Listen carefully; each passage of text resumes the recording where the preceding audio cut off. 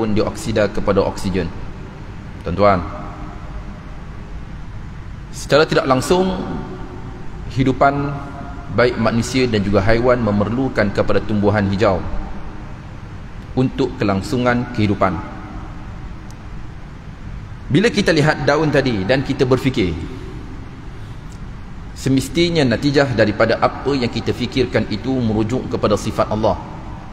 Semestinya pencipta daun itu maha bijaksana, Al-Hakim. Semestinya pencipta kepada daun itu Al-Alim, maha mengetahui. Semestinya pencipta kepada daun itu Al-Khabir, maha mendalam pengetahuannya. Dan kita boleh merangka beberapa sifat Allah Subhanahu wa taala saat kita melihat kepada hasil ciptaan Allah Subhanahu wa taala. Dan bila kita renung, di antara hikmah kita tidak melihat Allah Subhanahu wa taala, di antaranya tuan-tuan, iaitu terselamat Allah Subhanahu wa taala daripada sesuatu yang mengaibkan.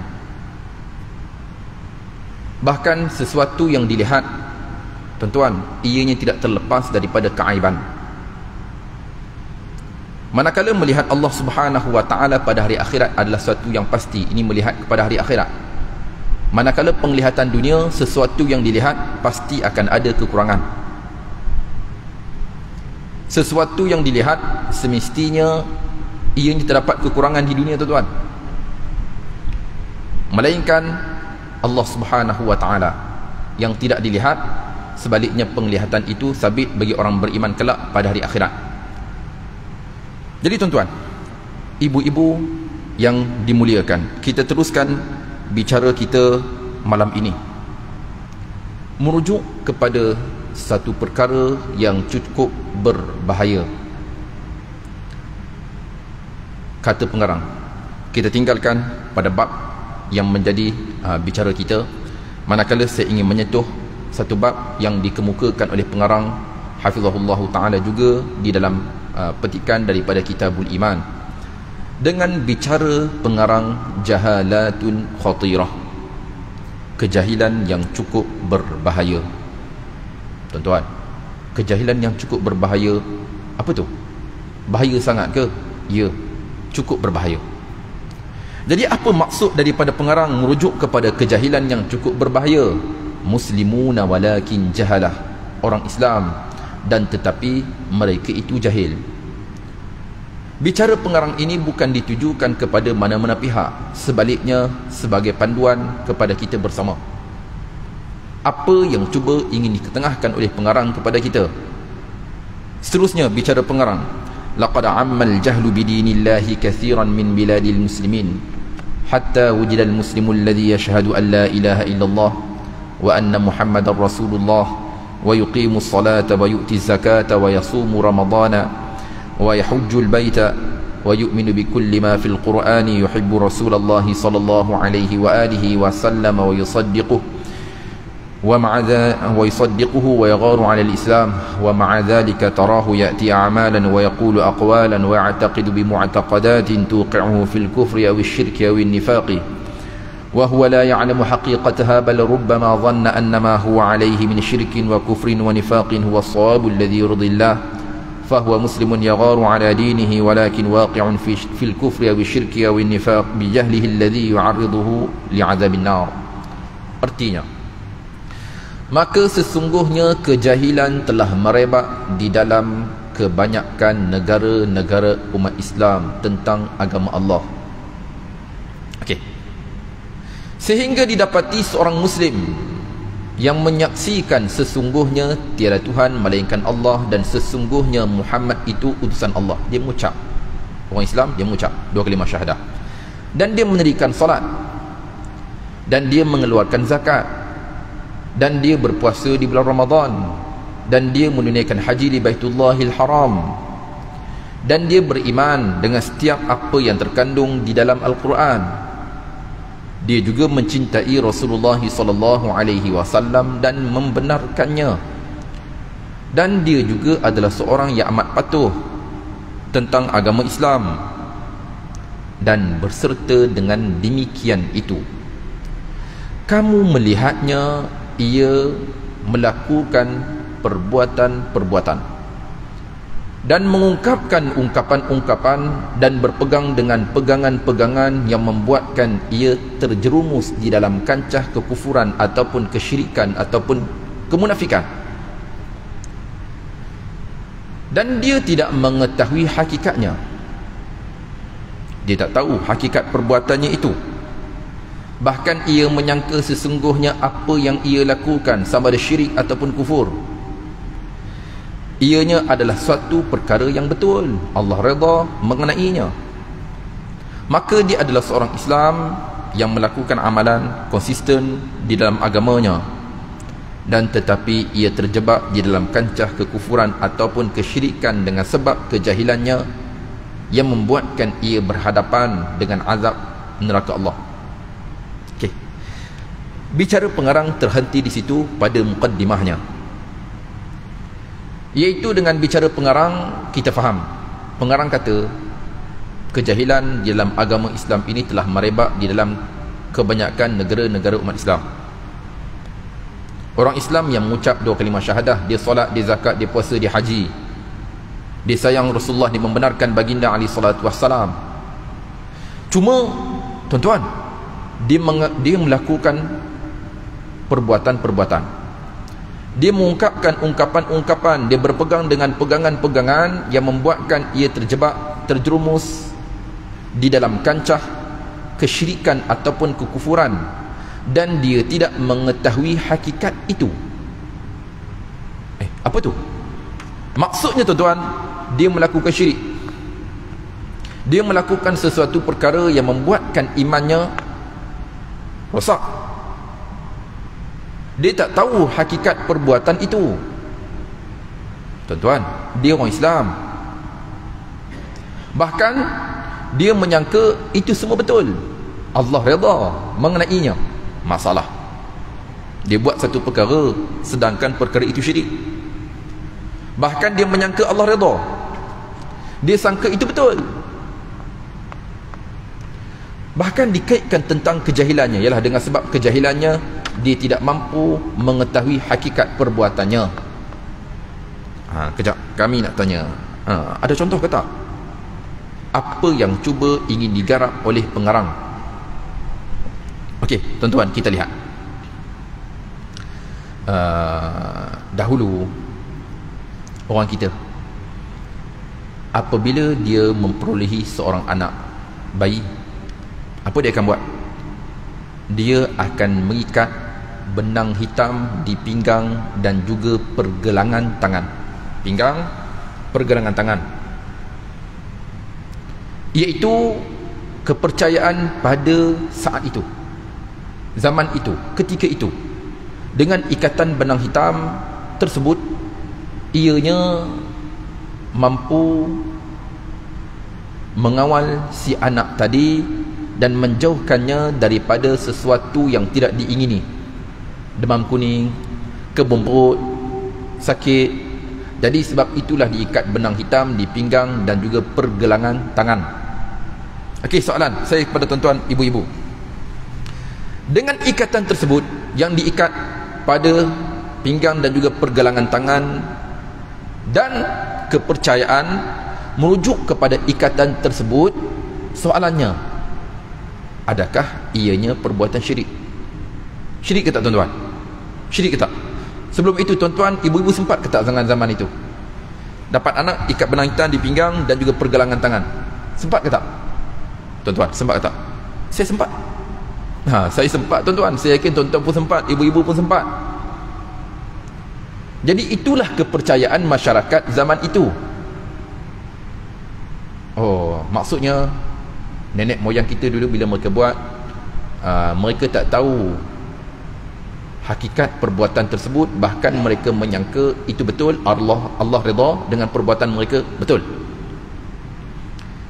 Maksudnya mereka jahil, tidak mengetahui hakikat perbuatan tersebut yang mana ianya adalah syirik kepada Allah. Betul Haji? Betul. Dan itulah yang dilakukan oleh orang kita dulu. Jadi macam mana cerita? Macam mana cerita nenek moyang kita yang pernah buat benda tu? Mereka tak tahu itu syirik.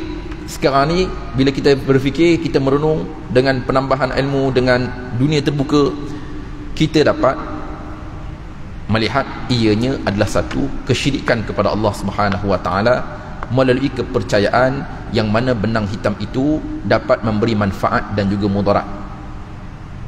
Okey. Maknanya kalau ada lagi malam ni di pinggang kita tu, balik nanti kena potong haji. Tapi ini ada nilai sentimental, atuk saya yang ikat. Oh, atuk dia. Jadi nak potong tu sayang, jangan sayang haji. Okey, kita berbalik kepada perkara tadi. Jadi kami ada beberapa persoalan. Jadi macam mana cerita nenek moyang kita tu? Bukan itu saja tuan-tuan, masyarakat kita ini sebagai contoh, banyak lagi perkara yang lain yang dikaitkan dengan unsur-unsur tertentu, terutamanya kesyirikan kepada Allah Subhanahu wa taala. Banyak lagi. Jadi kita nak tahu sekarang macam mana status orang kita dulu, nenek moyang kita dulu yang buat, dan kita juga mungkin dahulu pernah diikat dengan benang hitam. Apa ceritanya? Kata pengarang berikutnya tuan-tuan. Al-jahilu ma'zurun walakin yajibu alaihi an yata'allama wa yattabi'al haqqa idza ja'ah. Seorang yang jahil baginya keuzuran. Okey. Seorang yang jahil baginya keuzuran. Maksud apa? Maksudnya orang-orang kita dulu, nenek moyang kita, orang lama kita dulu, bila mereka buat, mereka tak tahu hakikatnya, dalam arti katanya jahil lah. Betul? Bukan jahil tu perkara tak elok ke? Jahil tu maksudnya tidak mengetahui. Bila kita lihat, mereka tidak mengetahui hakikat perbuatan itu. Jadi kata pengarang, seorang yang jahil baginya keuzuran. Apa maksud baginya keuzuran tuan-tuan? Iaitu keuzuran apabila dia berhadapan dengan Allah Subhanahu wa taala kelak, sekurang-kurangnya dia mempunyai alasan di hadapan Allah atas sebab kejahilannya. Memang dia tak tahu tentang perkara itu tuan-tuan. Memang dia tak tahu, dengan sebab kejahilannya. Dia pun tak tahu ikatan benang itu dikaitkan dengan syirik. Jadi tak kira siapa, orang jahil. Orang jahil tuan-tuan, hukumnya berbeza jika dibandingkan dengan orang yang tahu.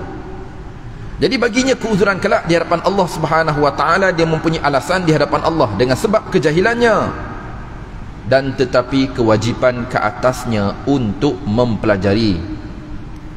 Wajib atasnya, wajib kepadanya, dia kena belajar dan mengikuti kebenaran apabila kebenaran itu tiba. Bila dia dah tahu, dia wajib follow.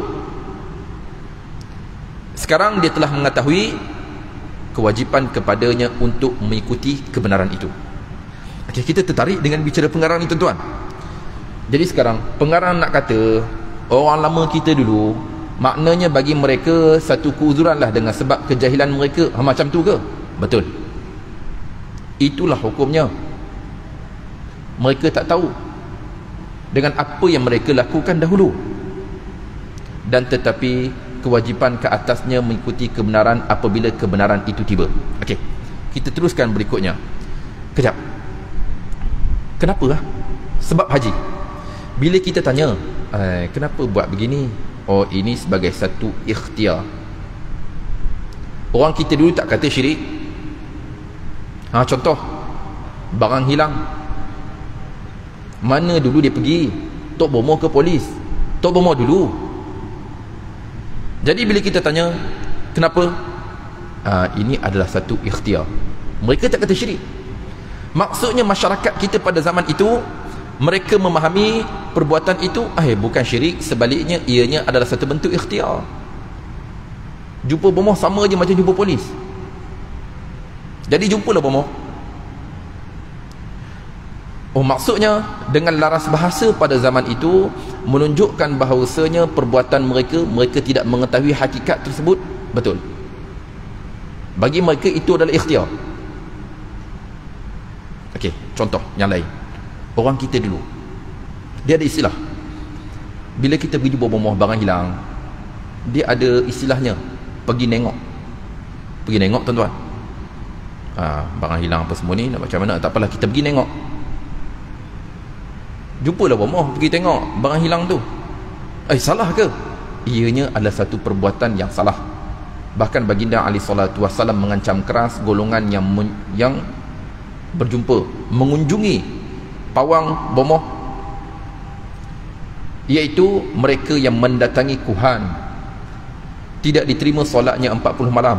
Jumpa saja je, bagi jumpa tok bomoh pawang, tak terima solatnya 40 malam. Jumpa dan mempercayai apa yang dikatakan olehnya, maka sesungguhnya dia telah mengkufuri atas apa yang telah diturunkan kepada Muhammad sallallahu alaihi wasallam. Berat tuan-tuan, berat jumpa bomoh, jumpa pawang. Jadi orang kita dulu tak tahu, mereka melihat ini adalah satu ikhtiar. Jadi atas perkara ini pengarang memberi pencerahan, inna man thabata lahul islam la yunza'u minhu illa bima yanqudul islam. Sesungguhnya mereka yang sabit baginya keislaman, orang Islam sabit baginya Islam, tidak ada sesuatu pun yang dapat mencabut daripadanya melainkan sesuatu yang merungkaikan Islam. Bukan senang tuan-tuan. Kita nak kata kepada orang Islam bukan Islam, jangan. Kita nak kata kepada orang Islam ni telah jatuh Islamnya, jangan. Kita nak kata kepada orang beriman yang mana dia tidak ada iman, jangan. Bukan perkara mudah. Kemudian kata pengarang, wal qasdu wan niyatu syartun syartu sihatil a'mal. Keinginan dan juga niat menjadi syarat sah keimanan. Kejap. Sebenarnya pengarang nak cerita apa? Okey, ini poin yang ingin dibicarakan oleh pengarang tadi. Merujuk kepada niat. Pengarang kaitkan dengan niat. Kita rujuk semula orang tua-tua kita dulu. Bila mereka buat, adakah mereka berniat untuk melakukan syirik kepada Allah? Tak. Kata mereka itu ikhtiar. Mereka pun tak tahu itu syirik. Jadi dengan perkara ini, dengan asas tersebut, menunjukkan kepada kita bahawasanya mereka jahil. Hukum bagi seorang yang jahil adalah berbeza jika dibandingkan dengan seorang yang mengetahui. Ini sedikit kita maklum.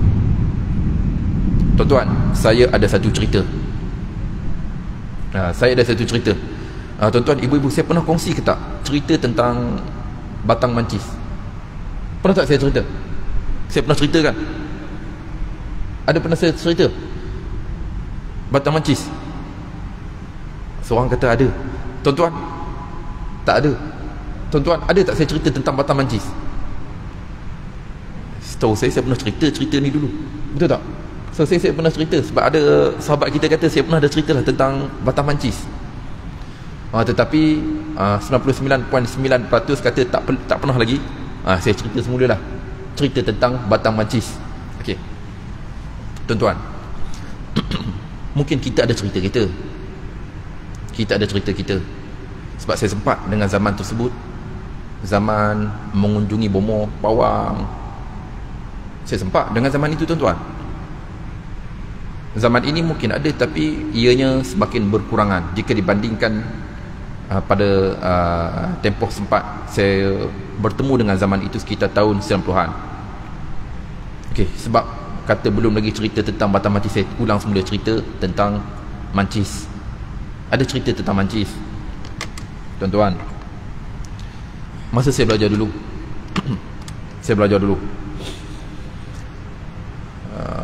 pada di sebuah sekolah agama yang terletak di Baling, Kedah. Saya tidak ingin menamakan sekolah tersebut, hanya sebagai yang aktibar cerita sahaja. Sebuah sekolah agama yang terletak di Baling, Kedah. Saya belajar di situ. Pada ketika itu, ramai di antara pelajar-pelajar hilang barang dan juga hilang duit. Manakala saya di antara mereka yang hilang duit. Saya hilang duit sebanyak RM50. Ini cerita tentang zaman gelap. Saya masa tu budak lagi. Usia saya pun saat itu belum cukup usia, belum balik, sekitar awal belasan tahun. Jadi saya di antara mereka yang hilang duit. Apa yang berlaku, tuan-tuan, ibu-ibu? Warden yang jaga kami dia jemput seorang pawang. Perkara ini tidak diketahui oleh pihak sekolah. Pihak sekolah tak tahu. Dia jemput seorang pawang datang sekolah. Yalah, bila kes begini dia akan libatkan penjaga, warden. Jadi dia jemput seorang pawang.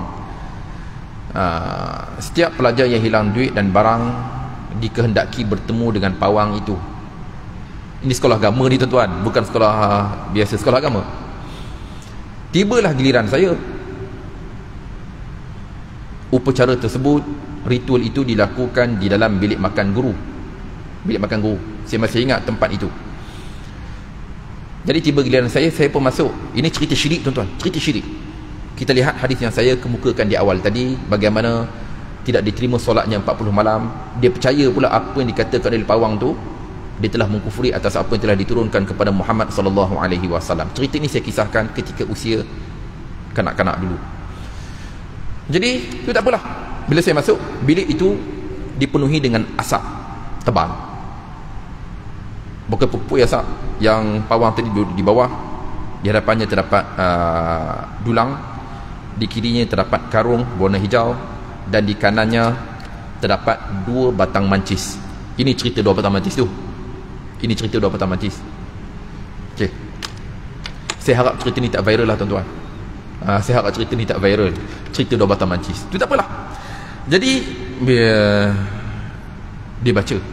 Dipersilakan saya untuk duduk. Dia kata, adik sila duduk. Saya pun duduk. Di hadapan dia, di hadapan talam tu, di hadapan dulang. Kemudian dia tanya saya, adik syak siapa? Saya namakan seorang individu. Saya lupa namanya, sebab cerita ni dah lama tuan-tuan. Cerita ni dah lama, dah lebih 20-an tahun. Sebab masa tu saya pada awal belasan tahun. Kemudian dia baca bacaan yang saya tidak faham. Saya tak faham apa yang dia baca. Kemudian di kirinya tadi terdapat karung berwarna hijau. Dia terus memasukkan RM1 demi RM1 sambil dia baca tu. Apa yang dia baca saya tak faham. Nak kata siang pun wallahu ta'ala alam, saya tak faham apa yang dia cakap tu. Dia masuk dalam karung kirinya. Kemudian 2 batang mancis tadi diletak secara bersilang, berbentuk L, kepala dengan kepala begini. Satu di bawah, satu di atas. Okey, dia letak di hadapannya, manakala di kirinya karung hijau tadi, sambil dia memasukkan RM1 demi RM1. Kemudian dia mengangkat, dia sambil dia baca, dia angkat mancis tu. Yang di bawah dia pegang di bawah. Dia angkat, jatuh. Dia angkat, dia beberapa kali percubaan, jatuh. Kemudian dia kata kepada saya, adik bukan dia, orang lain yang ambil.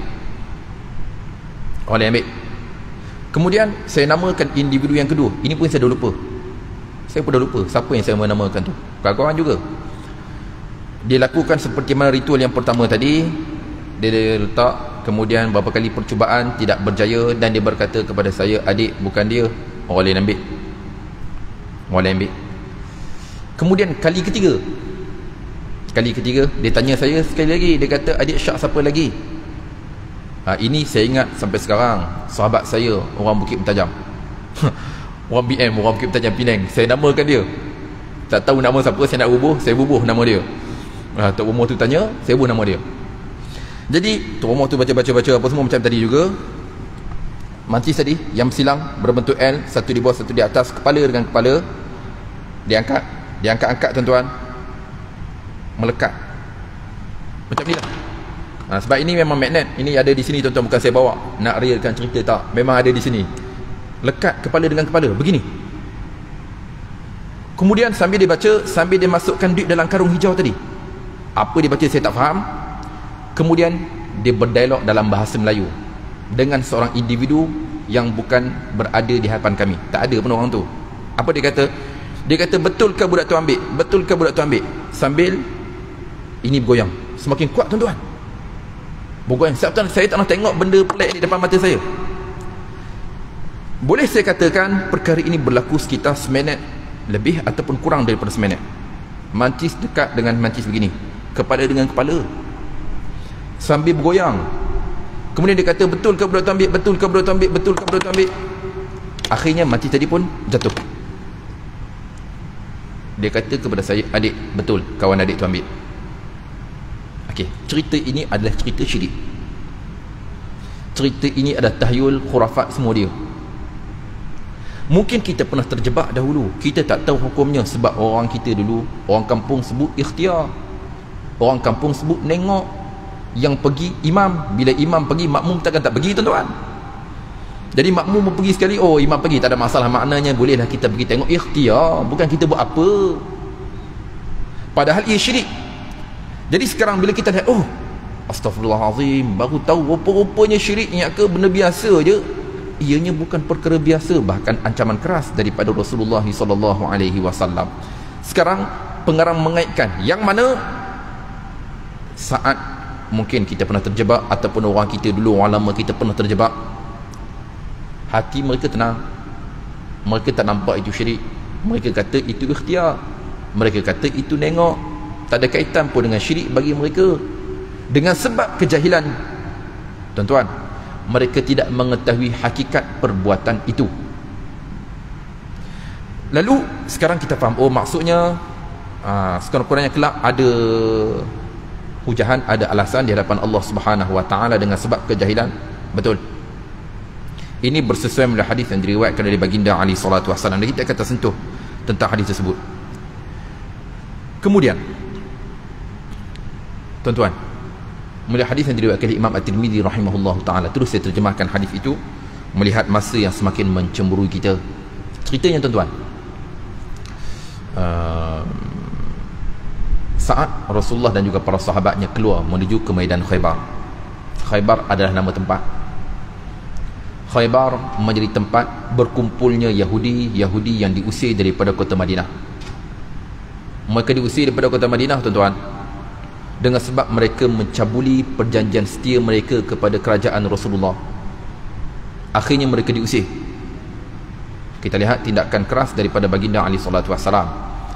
Bila mereka diusir, mereka mengumpul kekuatan di Khaybar. Bukan itu sahaja, mereka turut menghasut kabilah-kabilah Arab yang lain untuk bersama-sama menyerang kota Madinah. Tuan-tuan, perkara ini dihidu oleh Rasulullah. Rasulullah dapat tahu. Manakala baginda Ali sallallahu alaihi wasallam melazimi para sahabatnya untuk keluar terlebih dahulu ke Khaybar. Sebelum mereka serang dulu. Rasulullah pergi dengan para sahabatnya ke Khaybar. Kita lihat sifat yang ada pada baginda Ali sallallahu alaihi wasallam. Baginda adalah seorang yang cukup berani mempertahankan hak negara.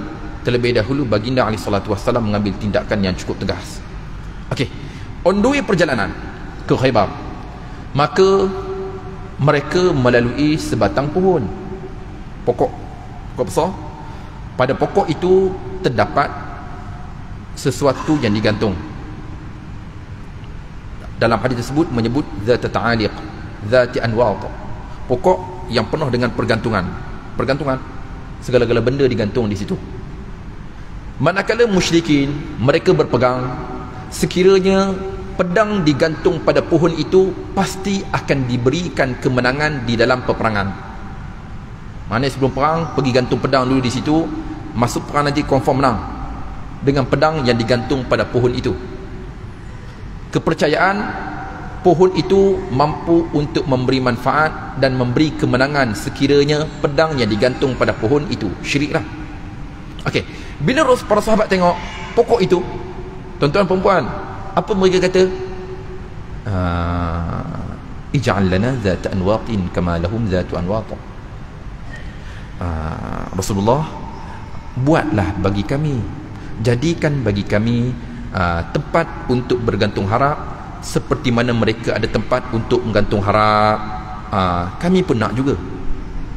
Okey, ini cadangan yang sah-sah memang syirik, tuan-tuan. Sah-sah syirik. Sebab mereka tengok musyrikin ada tempat menggantung harap, mereka pun nak juga supaya baginda Ali sallallahu alaihi wasallam jadikan sebatang pohon, ini pohon orang Islam. Tadi pohon musyrikin, ini pohon orang Islam. Orang Islam yang akan guna pokok itu untuk bergantung harap. Manakala baginda Ali sallallahu alaihi wasallam seorang yang tenang, sedia kita maklum, Rasulullah tak kata kepada sahabatnya apa ni. Tak, sebaliknya baginda Ali sallallahu alaihi wasallam bersabda, subhanallah, maha suci Allah, hadza kama qala qaum Musa li Musa. Ini seperti mana apa yang pernah dikatakan kaum Musa kepada Musa. Bani Israel mereka pernah memberi cadangan kepada Nabi Musa dulu. Apa cadangan mereka, tuan-tuan? Ij'al lana ilahan kama lahum alihah. Buat kepada kami ni Tuhan seperti mana mereka ada Tuhan, kami pun nak juga. Ceritanya tuan-tuan, saat Bani Israel melihat sekelompok manusia menyembah berhala, mereka memberi cadangan kepada Rasulullah untuk bina berhala kepada Nabi Musa AS, supaya Nabi Musa bina berhala seperti mana ada orang yang sembah berhala tu ada, jadi buatlah kepada kami berhala. Kita beri laluan terlebih dahulu untuk azan insya-Allah.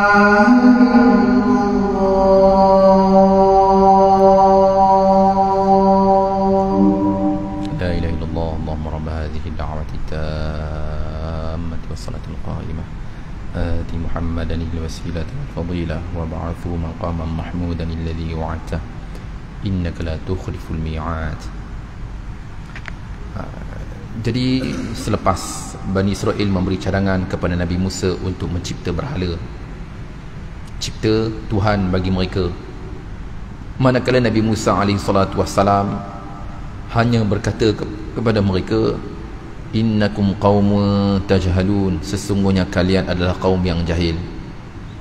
Nabi Musa hanya mengaitkan tentang kejahilan. Kemudian pengarang mengatakan, dan tidak pernah, seterusnya saya terjemahkan, dan tidak pernah pun Nabi Isa, Nabi Musa Nabi Muhammad SAW berkata kepada mereka yang terjebak dengan sebab kejahilan di dalam kancah kekufuran ataupun kesyirikan, selepas sah keimanan mereka, sesungguhnya mereka kafir ataupun sesungguhnya mereka musyrikin. Tak pernah Nabi Isa ke, Nabi Musa ke, Nabi Muhammad kata kepada kaum mereka saat kaum mereka melakukan sesuatu yang syirik, kufur, dengan sebab kejahilan mereka yang mana mereka itu kufur, syirik. Tak pernah. Jadi pengarang mengaitkan perkara ini, Nabi-Nabi dulu pun tak pernah sebut. Sekiranya kaum mereka salah, tak tahu, jahil tentang syirik ke kufur ke mereka buat, Nabi-Nabi tak pernah kata mereka itu kufur ke syirik. Jadi atas dasar ini, kata pengarang, kita faham mereka yang terjebak di dalam kancah kekufuran ataupun kesyirikan dengan sebab kejahilannya, tuan-tuan, tak boleh kita kata mereka itu syirik ke ataupun kufur. Sebab hal ini tidak pernah disebut oleh para anbiya alaihi wassalatu wassalam dahulunya kepada kaum mereka dengan sebab kejahilan mereka. Okey. Kemudian kita pergi pada poin yang terakhir malam ini. La udhra li ahadin ba'dal ilm. Tidak ada lagi keuzuran kepada seseorang selepas dia mengetahui. Tadi orang jahil, sekarang kita lihat orang yang sudah tahu. Orang yang sudah mengetahui hukumnya berbeza jika dibandingkan dengan seorang yang jahil. Lain. Orang yang jahil tadi kita fahamlah, ada keuzurannya kelak di hadapan Allah.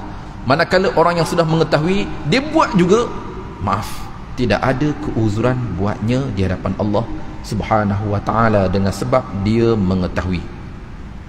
Tuan-tuan, ini banyak, baik dalam konteks kesyirikan ataupun sesuatu yang telah difardukan kepada kita, kita masih lagi tak buat, bukan dengan sebab kita jahil, tapi doa-doa je lah supaya saya ni dapat hidayah. Memang betul lah saya ni tidak menutup aurat, free hair, tapi doalah supaya saya ni dapat petunjuk. Betul ke tuan-tuan? Sebab dia sudah mengetahui hukumnya berbeza jika dibandingkan dengan orang jahil. Orang yang tahu dia wajib tutup. Lainlah sekiranya dia jahil, ada keuzurannya di hadapan Allah, hukumnya amat berbeza, tidak ada alasan sekiranya apabila dia berhadapan dengan Allah Subhanahu wa ta'ala kelak. Ini tuan-tuan, ibu-ibu yang dimuliakan, melihat masa yang semakin mencemburui kita, di sini terdapat beberapa faedah yang dapat kita simpulkan hasil daripada awal bicara kita. Yang pertama, semestinya kita mengetahui hakikat sesuatu perbuatan. Kita risau, kita menyangka Allah redha, sebaliknya Allah tidak meredai perbuatan itu. Kita sangka ianya betul, sebaliknya ianya bukanlah satu perkara yang betul. Kejap, dia syirik-syirik yang kita sebut tu, kami rasa dah berlalu zamannya. Kami nak tanya, ada tak sesuatu yang lebih dekat dengan keadaan kita sekarang? Contoh tuan-tuan, kita makan Panadol, kita sakit kepala, makan Panadol, kita berpegang dengan Panadol itu menyembuhkan kita. Tuan-tuan, syirik ke tak? Syirik ke tak tuan-tuan? Kita ada kencing manis, kita makan ubat, kita lihat ubat itu yang dapat menyelamatkan kita daripada penyakit tersebut, mengurangkan daripada kesakitan itu. Tuan-tuan, macam mana? Syirik ke tak? Syirik juga. Syirik ke? Ya, kita melihat pada ubat itu ada manfaat dan juga mudarat. Dia beri manfaat dan juga mudarat. Jadi macam mana kita nak betulkan situasinya? Begini, kita makan ubat itu adalah ikhtiar, itu juga adalah tuntutan agama. Yang menyembuhkan itu adalah Allah Subhanahu wa ta'ala. Macam tu ke? Ya. Kita makan ubat, jangan kita melihat ubat itu yang menyembuhkan. Yang menyembuh adalah Allah Subhanahu wa ta'ala. Kita berikhtiar kerana itu adalah tuntutan di dalam beragama. Faedah kedua yang dapat kita ambil hasil daripada bicara kita malam ini, iaitu kita dapat melihat sifat Allah Subhanahu wa ta'ala, iaitu pemurah dan penyayangnya Allah ke atas mereka yang tidak mengetahui. Bagi mereka adalah sesuatu yang berbeza jika dibandingkan dengan orang yang mengetahui. Sekarang kita lihat nenek moyang kita macam itulah. Ya, kita bersangka baik dengan sebab kejahilan mereka, ianya mempunyai alasan kelak keuzuran di hadapan Allah Subhanahu wa ta'ala. Dan semoga Allah Subhanahu wa ta'ala menerima iman mereka dan juga kita. dan semoga Allah Subhanahu wa taala mengakhiri kita di dalam kebaikan sehingga akhir usia kita dengan iman, hanya dengan iman sahaja yang memasukkan seorang itu ke dalam syurga Allah Subhanahu wa taala. Jadi wallahu taala alam, saya memohon mohon kemaafan sekiranya rungkai kata saya untuk mana-mana pihak atau bicara saya untuk peribadi tuan-tuan, ibu-ibu, saya memohon mohon kemaafan atas ketelanjuran beri bicara. Wallahu taala alam. Wassalamualaikum warahmatullahi wabarakatuh.